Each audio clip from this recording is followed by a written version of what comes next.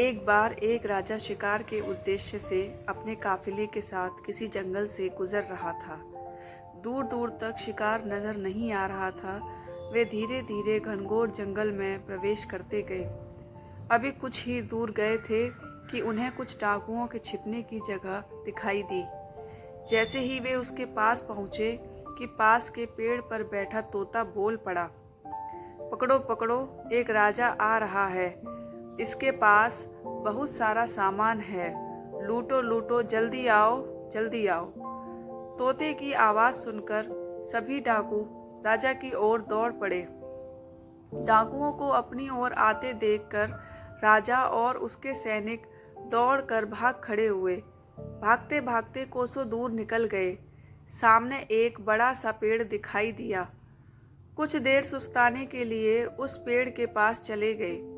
जैसे ही पेड़ के पास पहुंचे कि उस पेड़ पर बैठा तोता बोल पड़ा, आओ राजन, हमारे साधु महात्मा की कुटी में आपका स्वागत है।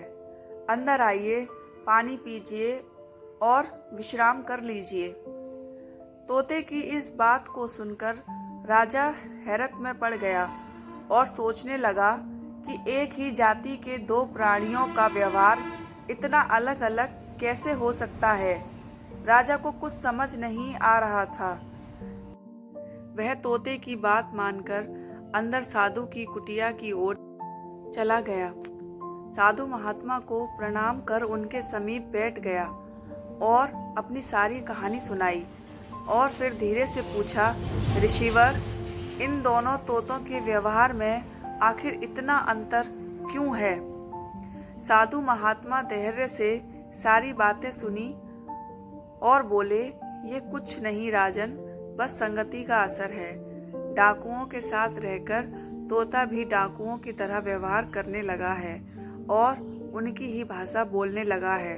अर्थात जो जिस वातावरण में रहता है वह वैसा ही बन जाता है। कहने का तात्पर्य यह है कि मूर्ख भी विद्वानों के साथ रहकर विद्वान बन जाता है, और अगर विद्वान भी मूर्खों के संगत में रहता है तो उसके अंदर भी मूर्खता आ जाती है।